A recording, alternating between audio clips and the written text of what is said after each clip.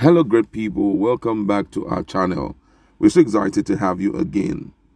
Reactions have trailed the negative event that took place at Iganga, Ibarapa local government area of Oyo State, where up to 50 persons were being hacked down by Fulani headsmen, whom most people believe what they did was a reprisal of what Sunday Igbo did to the Seriki and some Fulanis who were residing in Iganga. And there had been some other news coming from different quarters. Some persons are of the opinion or said that they had heard the Seriki talked about returning very strong back to Iganga with their heads of cows and all of that. The deed has been done. Right now, these two personalities, Akeredolu and Gani have sent strong words out, and from all indication, the securities have already jumped into action. Let's get to hear what they both have to tell the Southerners, and from there we'll discuss more on this. But before we do all of that, if you're not subscribed to our channel, kindly hit the red subscribe button and also the bell icon so that you can get notification anytime we publish our videos. All right, let's listen to the news. Ona Kakamfo of Yoruba land, Igangan, on Sunday declared in clear terms that with the killing of over 50 people in Iganga town, Ibarapa, Okeredolu area of Oyo State, it is evidence that war is imminent in the country. Adam, while condemning the gruesome murder of innocent residents of the town, warned Fulani headsmen and bandits to stay away from southwest or be ready to face stiff resistance. The killing in the early hours of Sunday brought entire Iganga town and its environs to its knees, with over 50 people, cars burned, and over 20 houses razed. After news of the killing and destruction filtered in with gory videos of it, Adams said the North has waged war against the Southwest. He said that the North has unleashed terror on the region, stressing the need for the people to rise and defend themselves without looking back. According to him, he said, in a situation like this, you rise and defend yourself. Where are the police when bandits started taking advantage of our people in Iganga? Even the palace of Iganga of Iganga land, Oba Adewusi Alaoye, was not spared, and the monarch, according to report, had been whisked away by the bandits.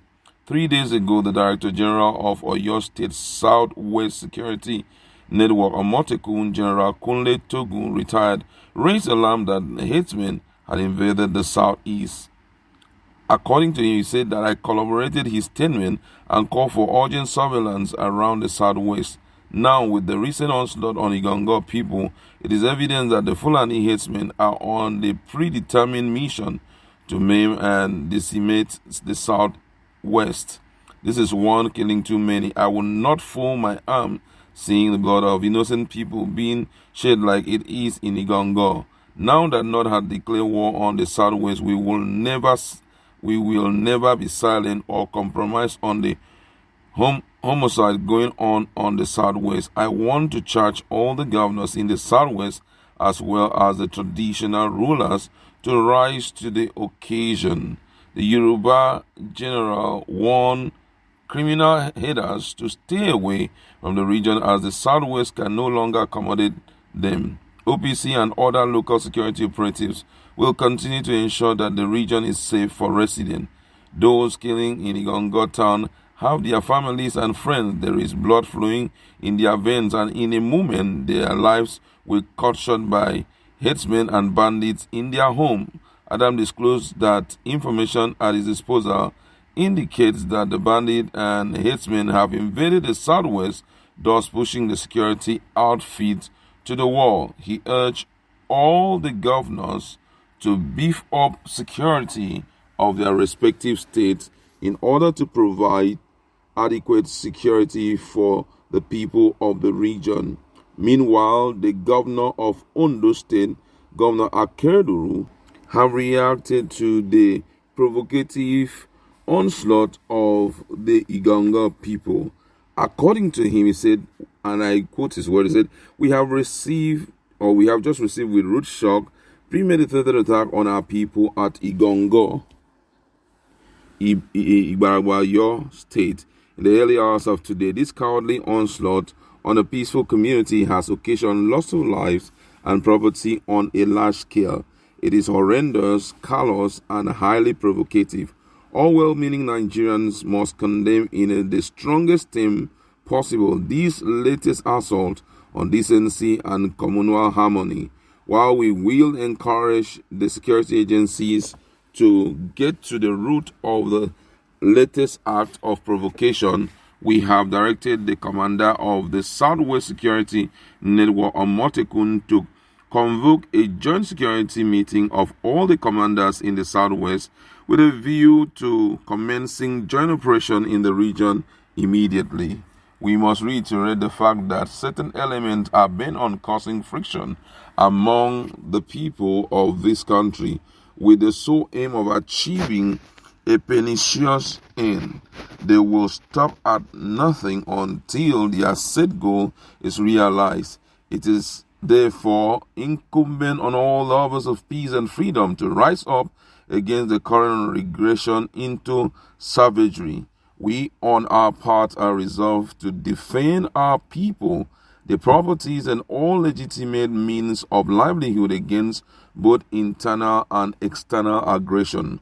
On these, there will be no compromise. We call on our people to remain vigilant and report any suspicious movement in their communities. In addition, they must be united in the task of defending our lives and property. We cannot afford to fail.